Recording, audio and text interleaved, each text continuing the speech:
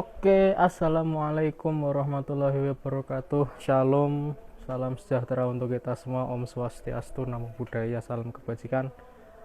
Selamat malam semuanya teman-teman dari Sabang sampai Merauke, sobat-sobat LKPB semua. Bertemu lagi bareng saya. Udah pada kangen ya. Bertemu lagi sama saya Muhammad Muhtam Amalana, Director dan Founder dari Lembaga Kajian dan Pengajaran Bahasa. Malam hari ini, malam minggu ya teman-teman, yang jomblo merapat semuanya. Kita berkesempatan untuk berkumpul lagi di sini di seminar live Instagram bareng LKPB. Masih dalam suasana peringatan bulan bahasa teman-teman. Jadi malam hari ini kita akan berdiskusi langsung dengan pakar bahasa Indonesia ya. Kita absensi dulu mungkin untuk teman-teman yang sudah mendaftar masuk di grup. Ditunggu ya, Mas, ada PPT sebenarnya, masih dikirimkan oleh panitia, masih proses teman-teman. Kita absensi dulu untuk teman-teman, silahkan bisa absensi di kolom komentar.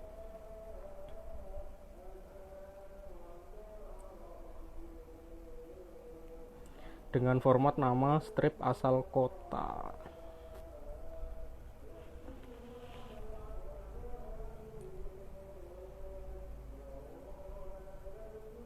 Ya, absensinya seperti itu ya teman-teman, sudah saya tuliskan di sana.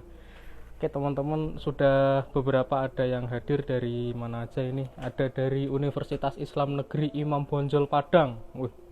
Dari Padang. Ada lagi dari mana lagi ini?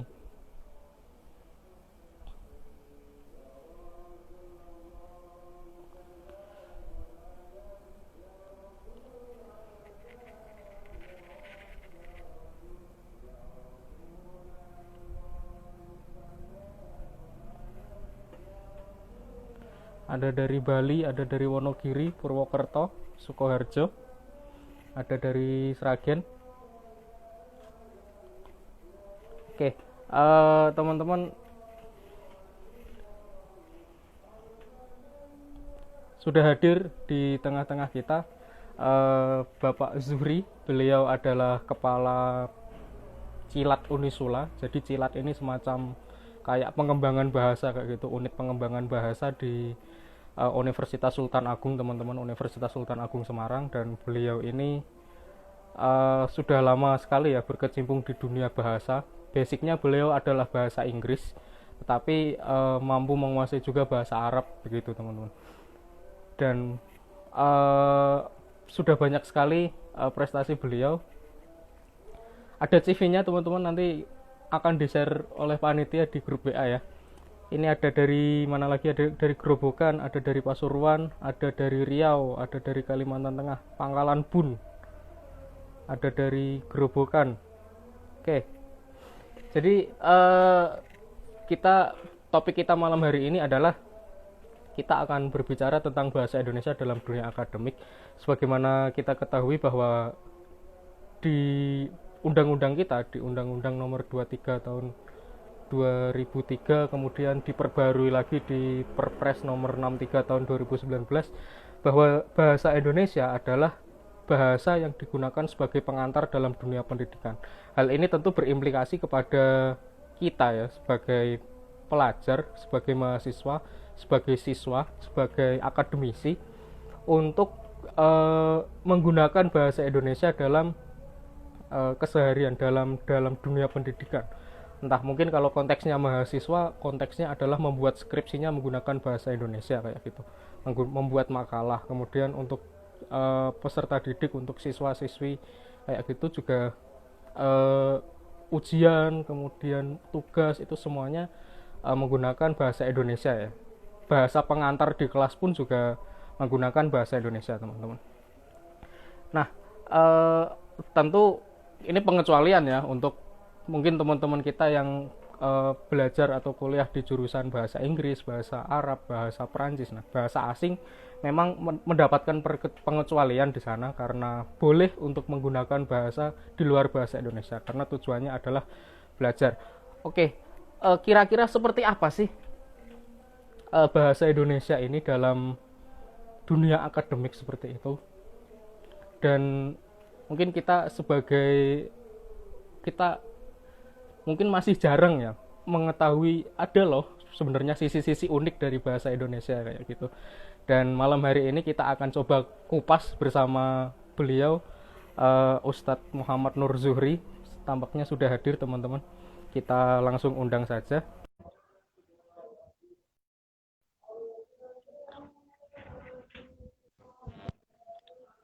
Halo, assalamualaikum Ustadz. Waalaikumsalam warahmatullahi wabarakatuh. Alhamdulillah. Alhamdulillah.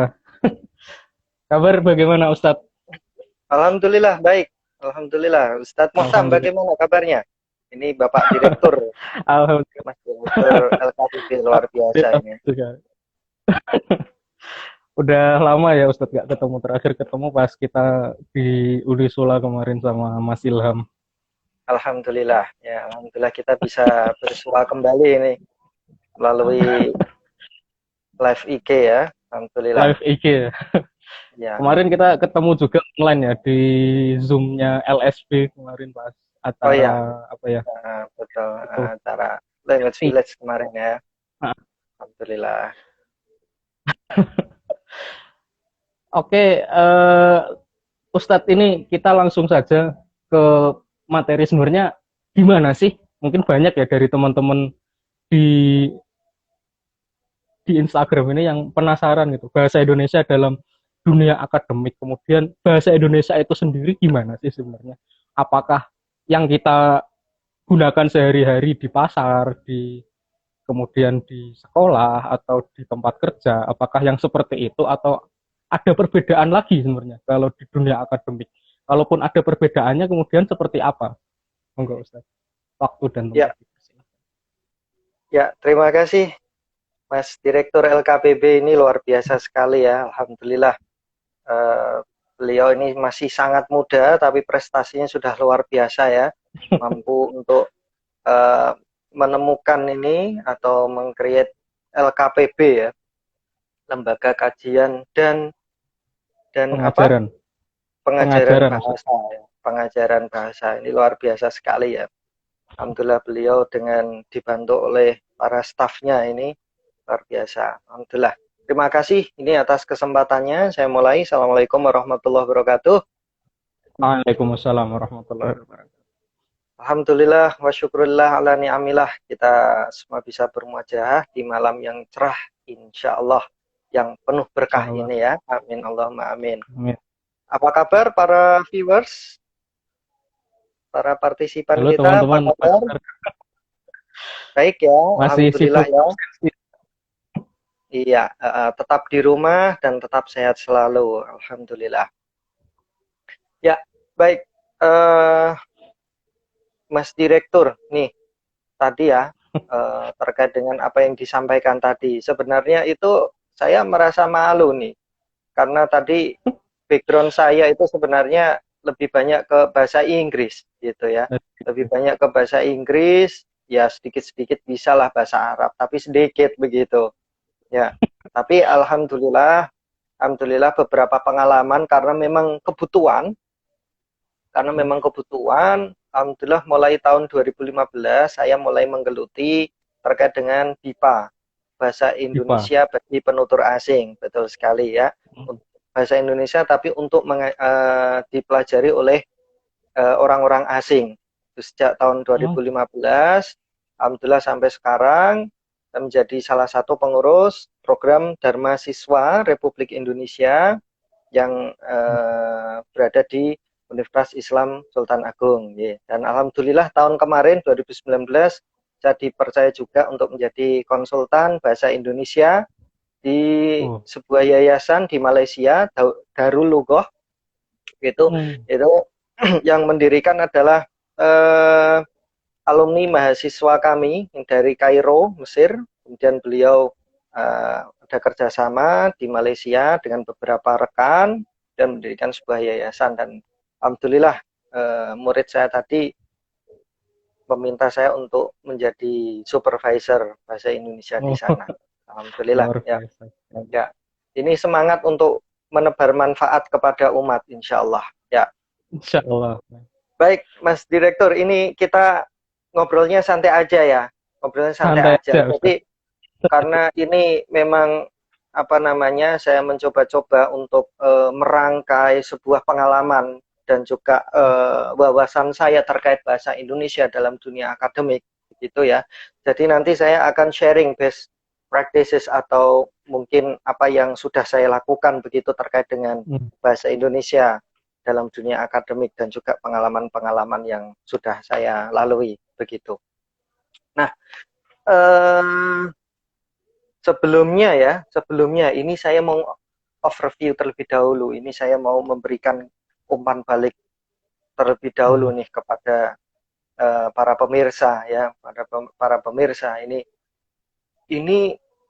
sebenarnya ada sebuah kekhawatiran, kegundahan kita bersama.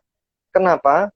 Karena ada satu sisi nih yang begitu sangat mengkhawatirkan, bahwasanya pada tahun 2019 ini pemerintah melalui Badan Bahasa ini mengadakan riset kepada bahasa-bahasa daerah yang ada di Indonesia.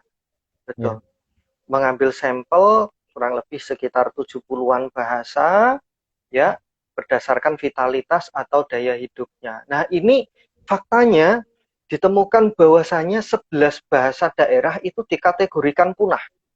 Ya, punah ya, Ustaz. Punah, ya, punah. Punah artinya sudah tidak ada ini lagi, penuturnya lagi. Tidak ada begitu. Yang penutur.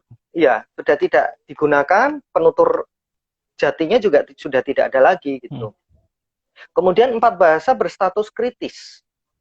Kritis itu artinya hampir punah ya. Hampir punah. Kemudian 19 bahasa dikategorikan terancam punah. 2 bahasa dinyatakan mengalami kemunduran.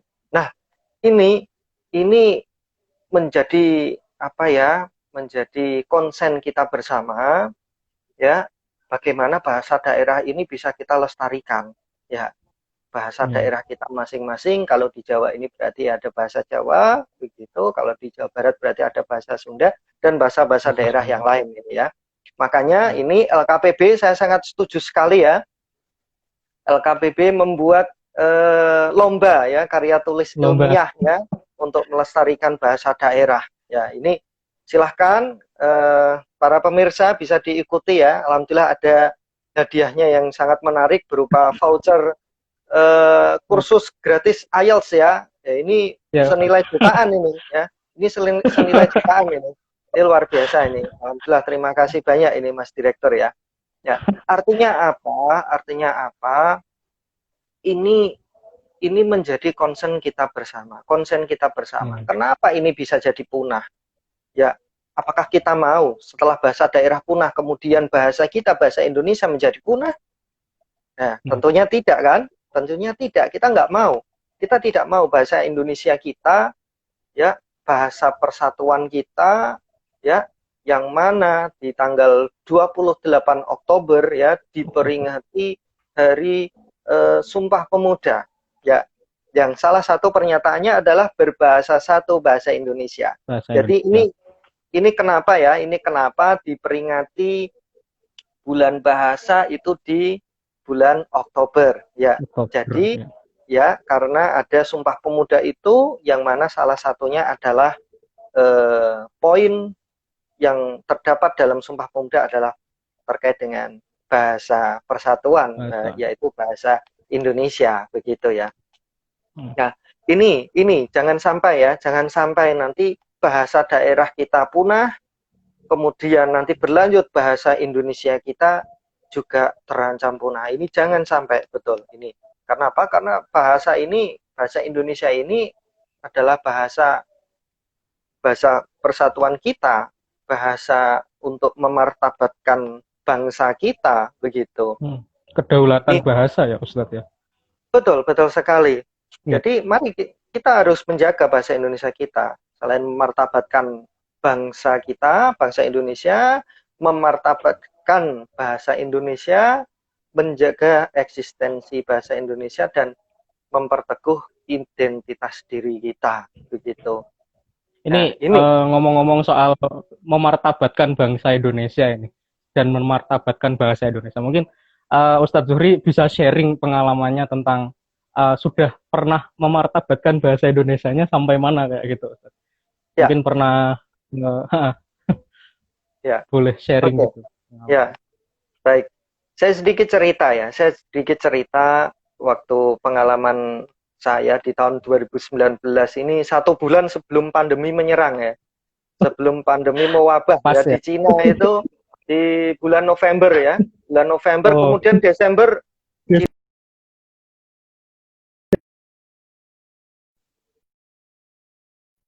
ini ya November. Mungkin Desember wah ini saya susah ini pulang ke Indonesia ya. Jadi waktu itu ada kunjungan kami ke Nanjing ya, ke salah satu universitas di Tiongkok, di provinsi Nanjing, Nanjing Zhoushuang University. Nah, di sana di satu forum saya pernah ditanya oleh Bapak Wakil Rektor 1. Kebetulan waktu itu saya mendampingi Bapak Wakil Rektor 1. Saya ditanya ketika dalam forum diskusi itu bisa para pemirsa lihat ya di slide PPT itu ya. Jadi yang pertama saya ditanya, Pak Zuhri nanti kita bahasanya mau bahasa apa nih? Bahasa Inggris kah begitu? Ya, bahasa Inggris kah gitu ya. Kalau bahasa Inggris nanti ini ya dibantu ya begitu ya. Gitu. Meskipun beliau sebenarnya bahasa Inggrisnya juga sudah bagus gitu ya, tapi nanti misalkan ada apa-apa bisa di backup gitu ya. Nah, saya bilang begini ke Bapak waktu itu, ke Bapak Wakil Rektor 1. Bapak, mohon maaf, ini baru saja ada perpres terbaru Bapak, bahwasanya kita harus memartabatkan bahasa Indonesia Pak. Ya. Masih hangat ya tahun lalu ya. Betul, masih hangat itu. Ya. Ini kita harus tegakkan Pak, bahasa Indonesia di negeri tirai bambu Pak. Saya begitu. Saya sampaikan kepada koordinator programnya waktu itu ya. Ya, Bu, mohon maaf, ini kami mau menggunakan bahasa Indonesia. Apakah Ibu bisa bersedia untuk menyediakan interpreter atau penerjemah begitu? Lalu beliaunya menanggapi dengan sukacita, baik Pak, tidak ada masalah. Bahasa Indonesia juga boleh. Nanti kita bantu untuk terjemahkan ke bahasa Mandarin begitu. Ya Alhamdulillah, akhirnya bahasa Indonesia benar-benar menggema. Benar-benar dipakai di sana itu ya. Alhamdulillah, kita tidak menggunakan bahasa Inggris, bukan gitu. Nah, sebenarnya ini para pemirsa dan Mas Direktur ya. Ini adalah bagian dari cita-cita luhur ya pemerintah kita, bangsa kita. Bagaimana bahasa kita ya kita bisa memartabatkan bangsa Indonesia kita melalui bahasa. Ya. Ini yang harus kita sadari bersama. Begitu ya. Jangan sampai kita ini mengesampingkan bahasa kita, bahasa Indonesia. Ya. Ini jadi konsen kita bersama. Bahwasanya bahasa Indonesia yang baik dan benar ini sudah mulai ditinggalkan begitu. Sudah mulai diabaikan. Nah, ini ayo para generasi milenial ini ayo bersama-sama kita tumbuhkan kesadaran kita, kecintaan kita terhadap bahasa Indonesia. Begitu. Ya. Itu satu penggal cerita saya ya waktu itu di Cina ya, dan alhamdulillah berjalan dengan lancar. Alhamdulillah begitu ya. Ya. Nah, ini ya, silakan. Kemudian kira-kira apa sih yang mungkin dari stakeholder negara ini mungkin atau dari kita juga sebagai warga negara ya, usaha-usaha apa sih Ustadz yang mungkin dapat kita gunakan kalau mungkin seorang muhtam ke Tiongkok untuk saat ini kan susah ya. Pertama pandemi, yang kedua nggak ada uangnya Ustadz. Untuk memartabatkan bahasa Ya, Indonesia ya. sampai ke Tiongkok seperti Ustadz Zuhri kan mungkin agak susah ya. Nah mungkin untuk teman-teman LKPB di sini sebagai apa ya, sebagai warga Indonesia, apa sih langkah-langkah atau usaha-usaha yang bisa kita gunakan? Atau mungkin kalau di antara pemirsa live Instagram malam hari ini mungkin ada dari stakeholder, mungkin dari pemerintah, kira-kira apa sih usaha yang bisa digunakan sehingga bahasa Indonesia ini bisa berdaulat di negeri sendiri? Ya, yang pertama ini ya, yang pertama terkait dengan internal kita masing-masing. Yang pertama harus kita tumbuhkan rasa mahabbah, rasa cinta kita terhadap tanah air ya. Salah satu bukti wujud cinta kita terhadap tanah air adalah dengan mencintai bahasa kita, bahasa Indonesia. Ini kita gunakan bahasa Indonesia dengan kaidah yang baik dan benar dalam forum-forum resmi. Ya, dalam diskusi ilmiah, dalam dunia akademik. Ya, itu. Ini sebagai wujud cinta kita terhadap Indonesia. Ya, itu. Itu faktor internal ya. Itu kita harus menumbuhkan rasa cinta kita terhadap bahasa Indonesia itu ya. Dengan caranya seperti apa? Caranya adalah dengan terus update ya, terus memutakhirkan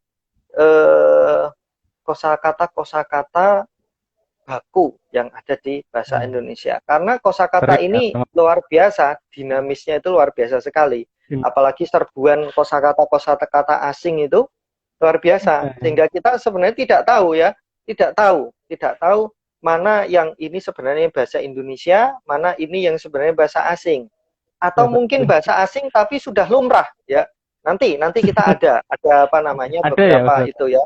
Contoh, ada contoh Oke. misalkan ya, Oke. misalkan itu kita sering menyebut mouse ya. Mouse untuk Mouse. peralatan Oh ya, mouse. komputer itu ya. Mouse ya, Ya, mouse itu ya. Kalau lidah Jawa itu mouse gitu ya. Itu seharusnya mouse. kan mouse gitu ya. Mouse. Ya, oke, mouse. Ya. Itu kita sangat jarang sekali mendengar orang itu menyebut itu sebagai tetikus ya. Padahal bahasa Tetikus. Indonesianya adalah tetikus gitu. Ini terdengar asing dan terdengar aneh Asing. begitu ya. Iya, tetikus ya. Apakah Anda memiliki tetikus? Gitu. Diketawain kita. Kita akan diketawakan Diketawain. gitu ya. Ya. Diketawain kita gitu. Ya. Nah, ini padahal yang benar bahasa Indonesianya adalah tetikus gitu. Pede aja sebenarnya, harus percaya diri aja gitu. Karena bahasa itu adalah it's a matter of habit ya. Al-lughah ya al-adah kan gitu. Bahasa adalah apa? Al-adah? Kebiasaan. Betul Kebiasaan. sekali. Kebiasaan gitu ya. Kalau kita biasakan, kita sudah bikin arbitrary system atau sistem kesepakatan bersama bahwasanya ini kita menyebutnya tetikus, bukan lagi mouse ya. Maka sudah gitu. Sudah dibudayakan, maka ini akan menjadi sebuah kebiasaan gitu. Nah, selanjutnya adalah ini upaya pemerintah atau faktor eksternal gitu ya. Langkah-langkah strategis ya yang dilakukan oleh pemerintah kita untuk memartabatkan bahasa Indonesia kita. Yang pertama adalah ini sejak tahun 1974 ya. 1974 pemerintah Indonesia melalui Kementerian Pendidikan dan Kebudayaan ini menyelenggarakan program beasiswa Dharma Siswa ya. Dharma Siswa ini adalah beasiswa studi bahasa dan budaya Indonesia untuk orang asing. Jadi untuk orang asing ya. Sekarang sudah ada 111 negara di segala penjuru dunia ya yang alhamdulillah sudah belajar bahasa dan budaya di Indonesia. Di Indonesia itu ya. Ini sebagai bentuk langkah diplomasi pemerintah Indonesia untuk memartabatkan bahasa Indonesia dan sebuah langkah awal ya, karena cita-cita kita itu sebenarnya sudah luhur dari dulu, tapi bagaimana mengejawantahkan cita-cita itu, ini yang butuh proses yang sangat panjang sekali gitu. Ini salah satu langkah strategis dari pemerintah kita untuk memartabatkan dan menggaungkan bahasa kita di dunia internasional, sehingga nanti harapannya bahasa Indonesia ini bisa menjadi bahasa internasional, begitu. Bahasa internasional yang mana nanti banyak diucapkan oleh orang-orang di dunia internasional. Ini salah satunya itu. Kemudian tadi ya, yang Mas Direktur sebutkan ya, itu benar sekali. Pemerintah sudah mengatur di Undang-Undang Republik Indonesia nomor 20 tahun 2003. 20. Nah, iya, nomor 20 tahun 2003. Nomor ya, bukan nomor. Ya, nomor ya. Kita sering salah sebut nomor begitu ya. Sering. Padahal yang benar adalah nomor gitu ya. Nomor 20 tahun 2003. Ini jelas, pemerintah aturannya jelas bahwasanya bahasa Indonesia diatur sebagai bahasa negara ya, yang menjadi bahasa pengantar dalam pendidikan nasional ya. Ini jadi upaya pemerintah untuk menjaga bahasa Indonesia, eksistensi bahasa Indonesia gitu ya. Karena bahasa-bahasa gaul ya, bahasa-bahasa slang itu sangat deras sekali sekarang. Bahasa itu kan sangat fleksibel sekali, sangat dinamis sekali.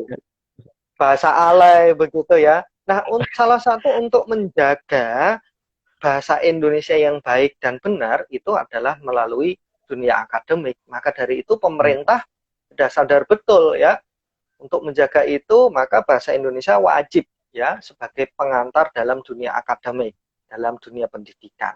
Nah, makanya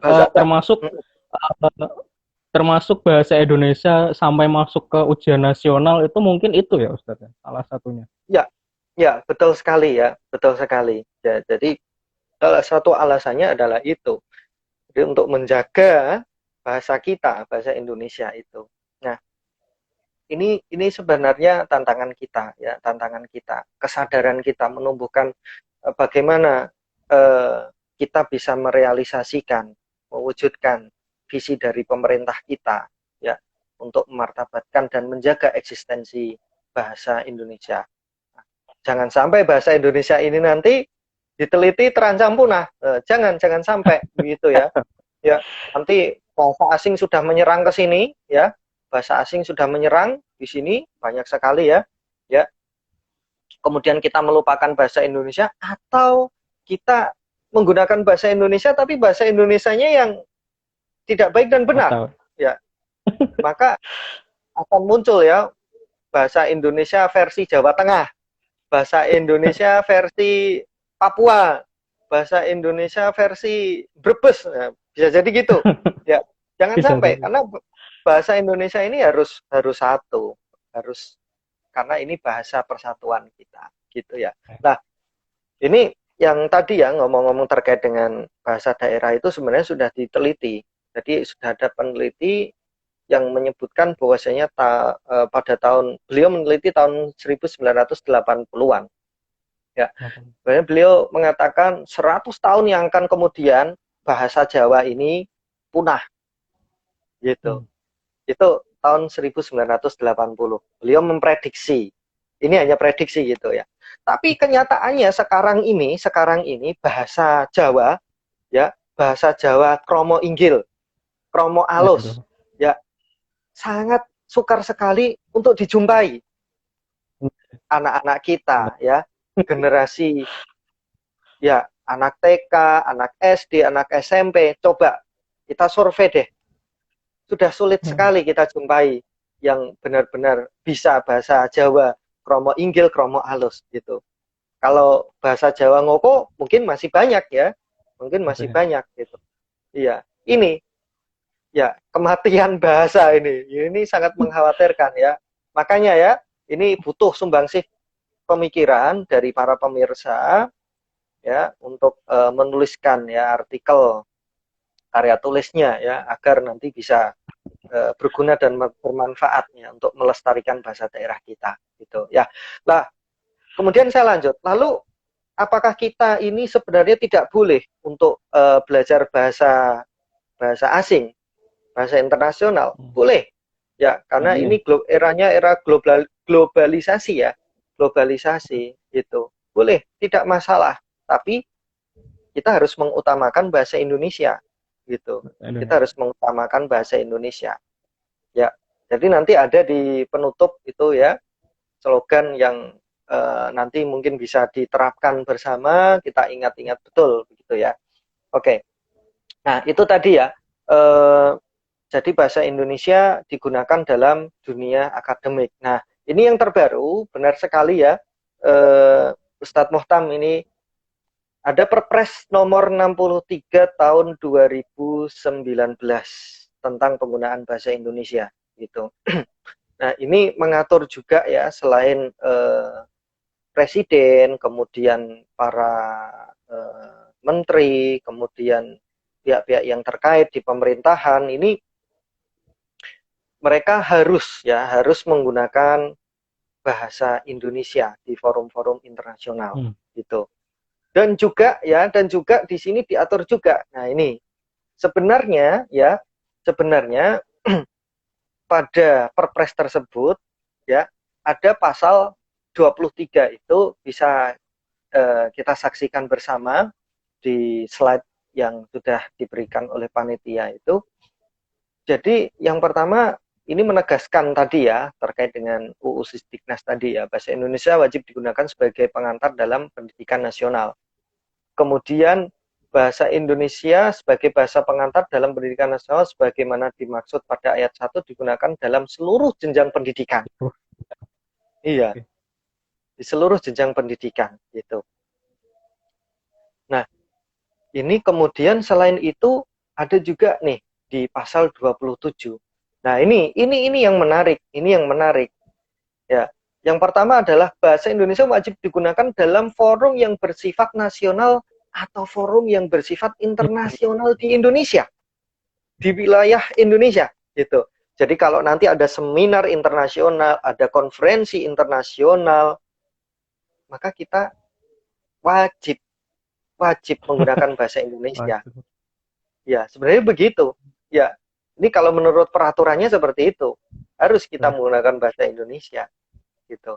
Nah, forum yang bersifat nasional sebagaimana dimaksud ya, tadi merupakan forum yang berskala antar daerah ya, yang berdampak nasional itu. Itu ya oke, wajar ya. Mungkin sudah maklum terjadi di sini gitu. Tapi forum yang bersifat internasional, nah ini kita masih jarang sekali ya. Kita masih jarang sekali bangsa kita ini yang percaya diri. Kita mengadakan konferensi internasional, diskusi ilmiah internasional, seminar internasional, ya, yang itu mendatangkan orang asing, ya, berani tidak kita menggunakan bahasa Indonesia? Ya, ini. Makanya kita nggak boleh minder, kita harus percaya diri. Mulai sekarang kita harus percaya diri, gitu. Dalam dunia akademik, bahasa Indonesia harus tegak, harus kita tegakkan. Nah, nanti kalau misalkan ada orang asing, ya nggak apa-apa, nggak masalah, tidak masalah. Kita sediakan apa? Penerjemah, interpreter, begitu. Iya, nggak apa-apa. LKBB siap nanti ya. LKBB siap nanti ya. Oke. Ya, LKBB siap. Cilat Unisula juga siap ya. Nanti bisa berkolaborasi, kita bisa kerjasama nanti ya. Oke. Ya ini amanah dari pemerintah kita. Sebenarnya peraturannya sangat bagus, sangat baik gitu ya. Nah, maka ini yang pertama tadi saya sampaikan ya, kesadaran kita, kecintaan kita terhadap bahasa Indonesia. Ini harus kita gunakan gitu ya. Nah, kalau tadi Ustadz Muhtam menyampaikan apakah beda ya bahasa Indonesia di pasar kemudian bahasa Indonesia di akademik, jelas berbeda. Ya, kalau di bahasa Arab itu ada bahasa Arab yang dinamakan fushah, ya. Ada bahasa Fushah. Arab yang amiyah, ya. Fushah itu ya yang baik dan benar. Kalau amiyah itu ya yang keseharian begitu ya. Yang bahasa gaul, bahasa ada segala macam itu variasinya begitu ya. Tapi kalau yang bahasa fusha berarti itu ya memang bahasa yang sesuai dengan kaedah tata bahasa yang baik dan benar gitu. Kita bisa cek di KBBI. Nah, itu.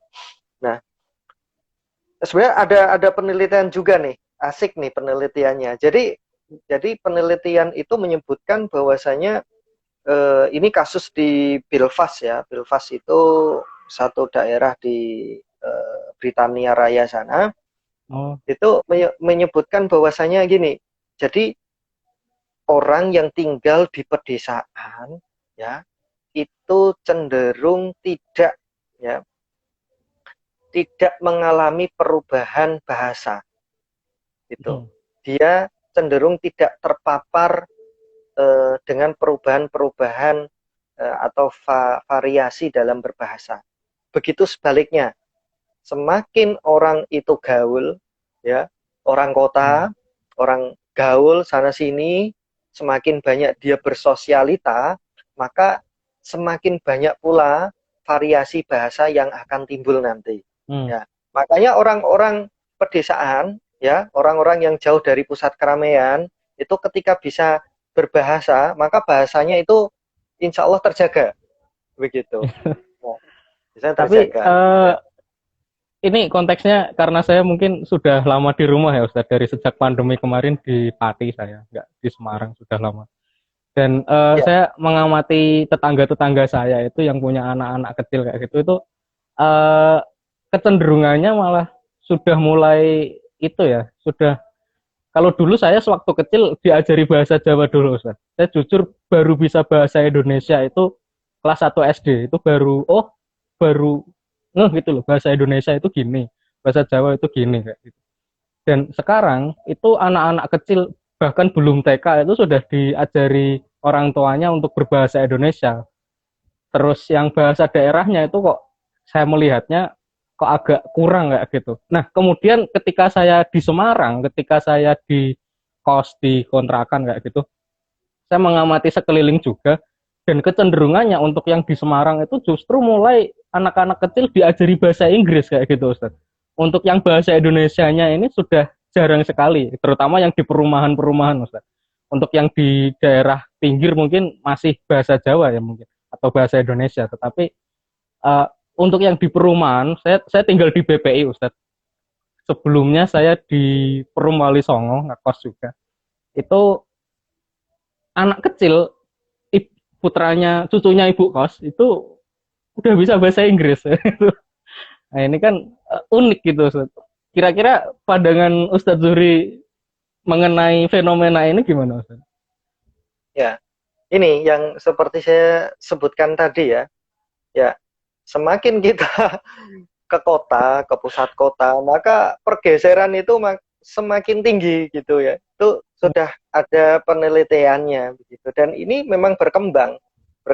Trennya sekarang seperti itu ya. Orang berlomba-lomba ya. Semakin dia terpapar dengan dunia sosial yang begitu sangat hebatnya, maka pergeseran sudut pandang terkait dengan pemenuhan bahasa ya atau penguasaan bahasa itu juga sangat tinggi pergeserannya begitu ya. Nah, kalau di desa dulu yang diajarkan awal adalah bahasa daerah ya. Sekarang bergeser menjadi bahasa Indonesia. Kemudian yang di kota ya, yang dulunya awalnya diajarkan bahasa Indonesia, sekarang sudah diajarkan bahasa asing sebagai awal, bahasa asing yang utama. Nah, makanya ini PR kita semua. Ini PR kita semua ya, PR kita semua untuk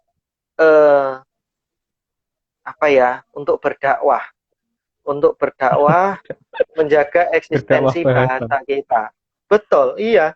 Ini tugas kita bersama gitu.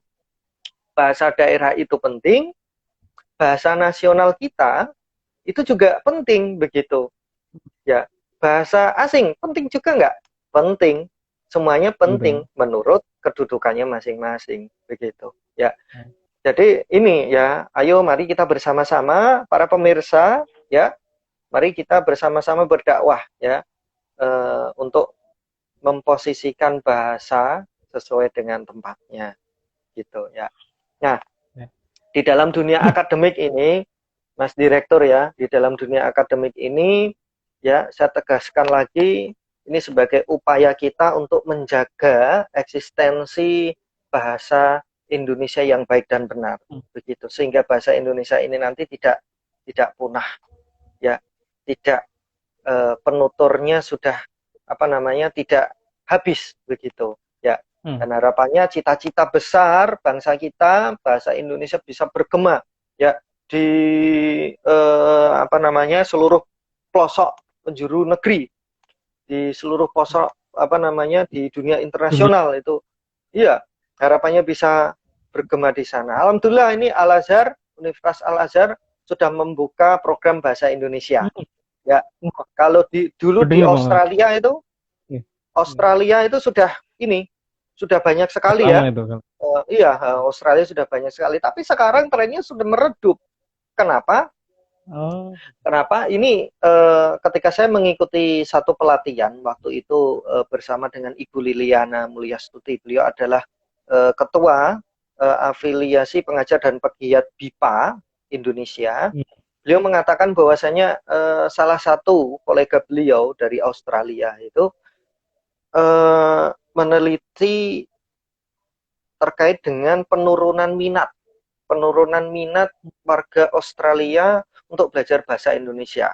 Nah, ternyata ternyata ya, ternyata salah satu penyebabnya adalah orang Indonesia itu sendiri. Kenapa? Kenapa Gitu. coba? Kenapa? Ya, karena ketika mereka belajar bahasa Indonesia di Australia, kemudian mereka pergi ke Bali atau Kayak mungkin Indonesia. pergi ke Indonesia untuk praktik ya, untuk melaksanakan praktek berbahasa Indonesia, orang Indonesia tidak mau menggunakan Malah bahasa Indonesia tapi menggunakan bahasa Inggris gitu. Wah, ini malah kesempatan nih. praktek sendiri. Kesempatan. Iya, malah praktek nih, kesempatan saya praktek bahasa Inggris nih. Gitu.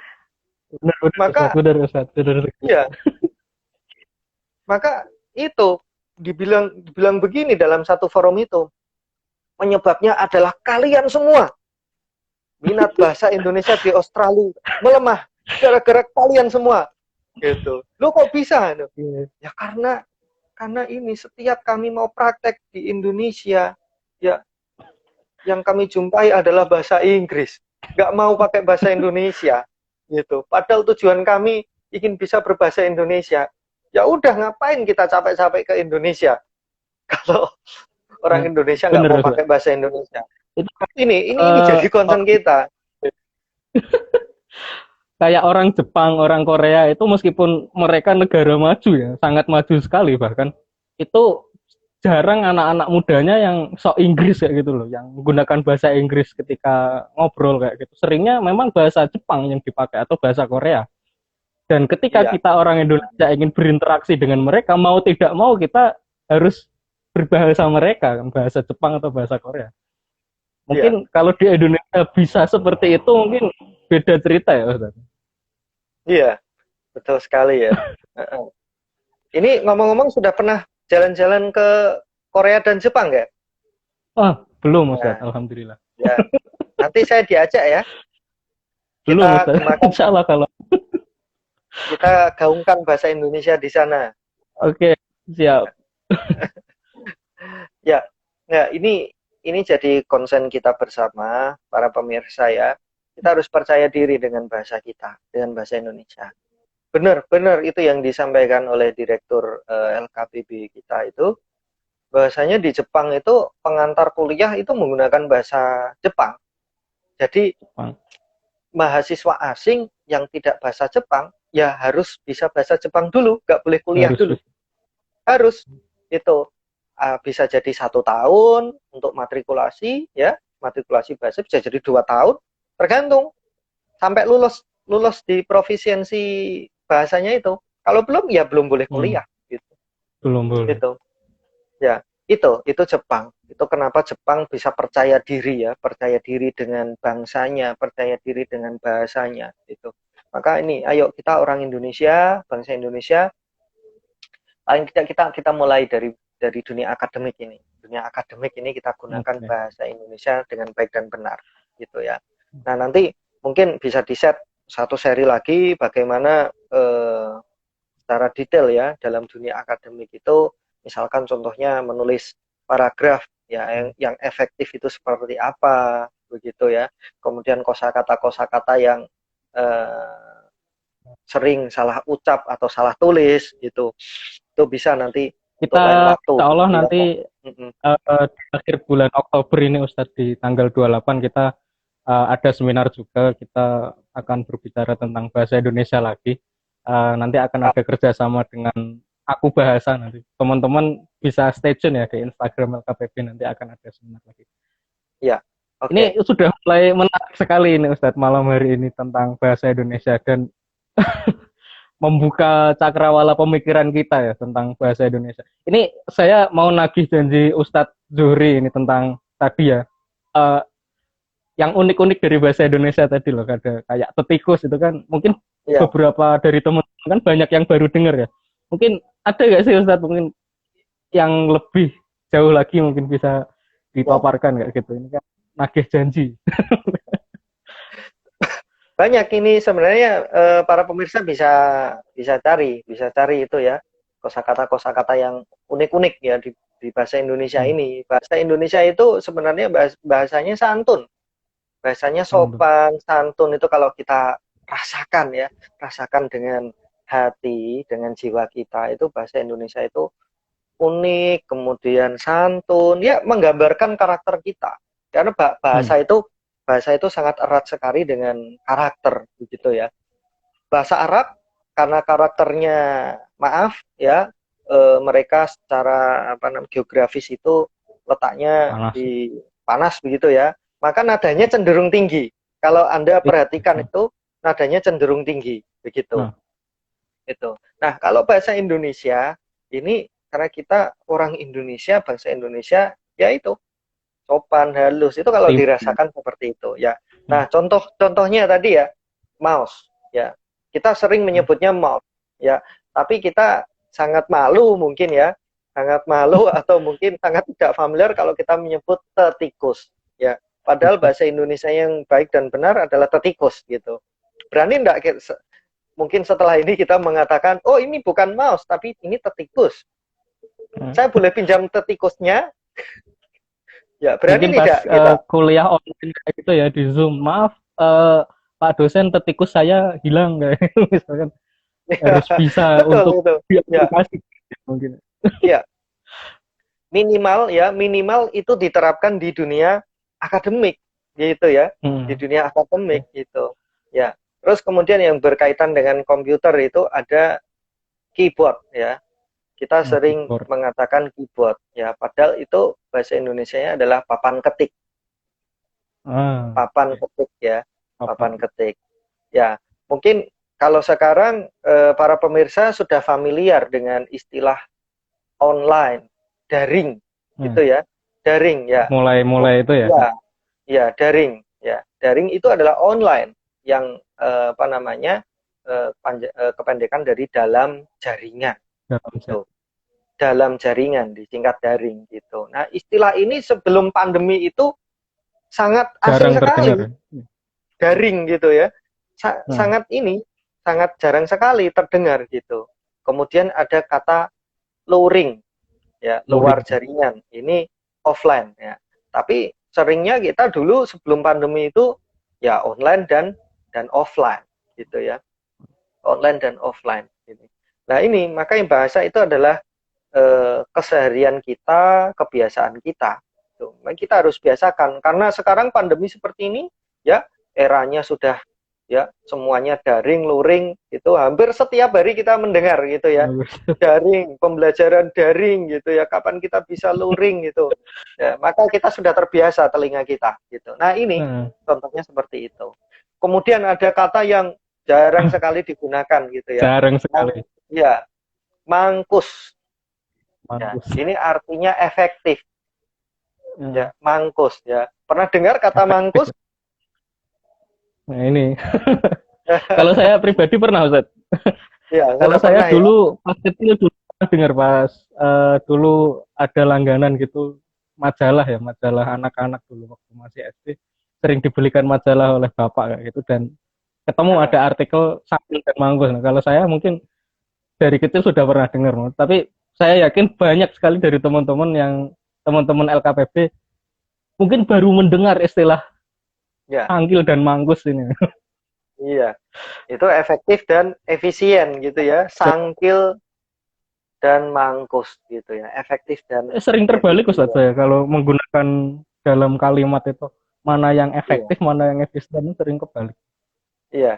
Nah, kalau mangkus itu efektif, sangkil itu efisien. Jadi Efisien. mangkus dan sangkil gitu ya.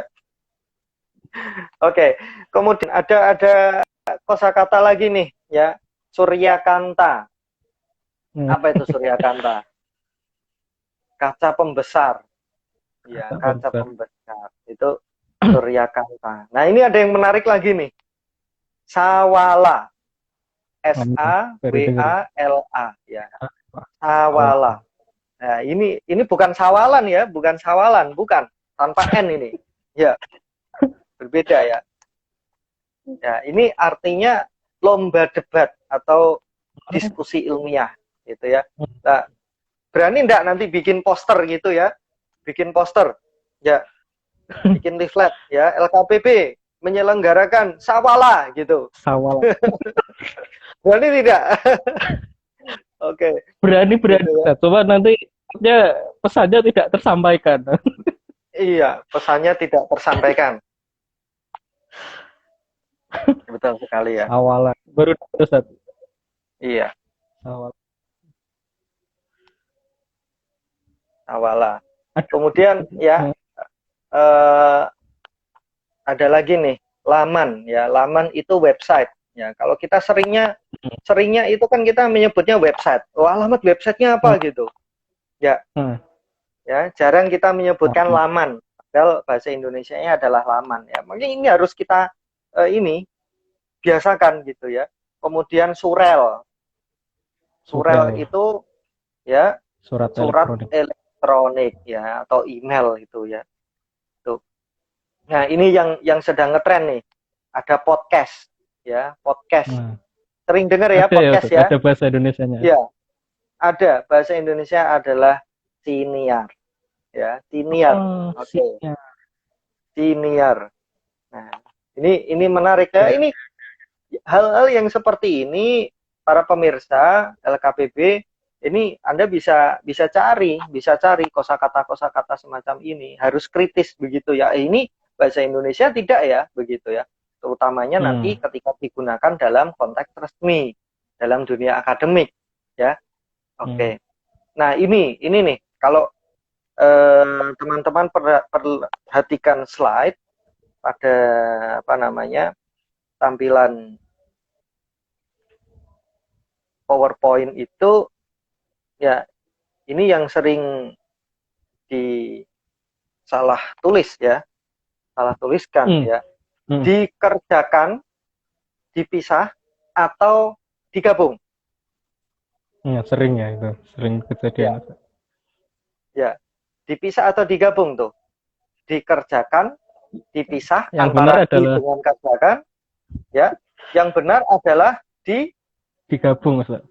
Digabung. digabung, benar sekali, digabung ya, digabung karena ini pasif, kalimat pasif ya, bukan menyatakan tempat ya.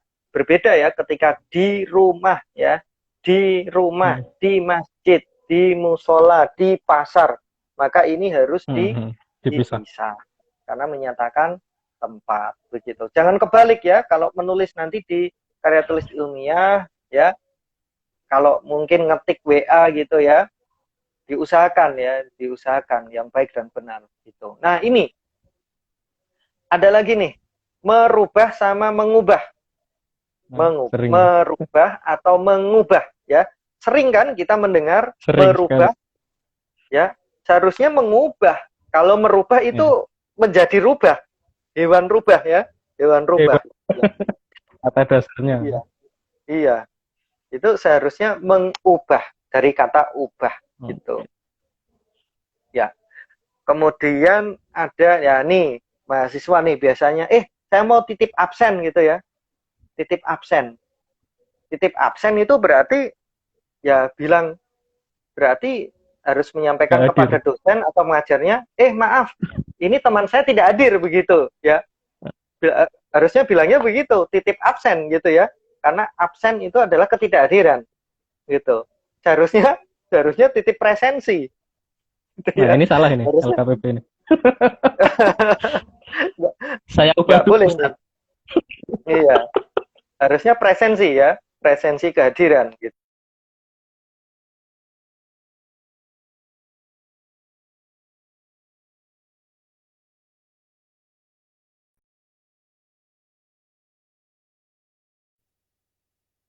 Nah, hari ini saya spesial ini memakai baju muslim, memakai peci karena juga tanggal 22 Oktober nanti kita memperingati Hari Santri Nasional ya.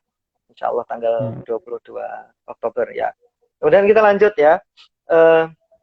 Silahkan atau silakan. Pakai H atau tanpa H. Ya. Yang silakan, benar adalah betul, silakan. Tapi sering kali kita menjumpai silahkan. Ya. Silahkan pakai H gitu ya. Nah, ini ada lagi nih, apotik atau apoteker. Apotik atau apotek. Yang benar adalah apotek. Ya. Apotek. Karena kita tidak pernah menjumpai apotiker. Ya, yang ada adalah apoteker. Ya, oke. Nah, kemudian analisis atau analisa. Nah, ini sering ya. Ini mahasiswa biasanya menulis setelah di judul-judul, kemudian biasanya untuk formulasi pertanyaan itu ya. Kemudian menulis tujuan penelitian itu ya untuk menganalisa gitu ya. Seharusnya untuk menganalisis gitu ya. Bukan diagnosa tapi diagnosis. Gitu. Nah, kalau misalkan kita nanti ya terpaksanya harus menulis kata asing yang kita lihat kata asing itu tidak ada dalam KBBI ya. Maka tidak masalah sebenarnya, tapi ada tata caranya. Tata caranya adalah dengan mencetak miring. Ya, misalkan update, ya, update boleh, tidak apa-apa ditulis aja, karena itu sudah familiar ya, sudah sangat masyhur, ya, boleh, tidak apa-apa ditulis update, tapi harus kita cetak miring, gitu, sehingga kita aware, oh ini bukan bahasa kita, gitu ya, meskipun itu sudah benar-benar familiar gitu ya, kita cetak miring gitu. Nah, itu ya. Nanti bisa digali lebih lanjut ya. Nah, ada juga ini ya, kita yang salah persepsi. Ya, misalkan contohnya kita mengartikan galon ya. Apa itu arti galon? Sebentar Ustadz. Saya tahan dulu. Ini waktunya sudah 59 menit. Kita jeda terlebih dahulu, nanti kita sambung lagi ke sesi kedua, begitu nggak Ustaz? Oke, siap. Baik. Biasa Instagram batasnya cuma 1 jam. Kita sambung lagi. Teman-teman tetap stay tune di seminar malam hari ini, jangan kemana-mana.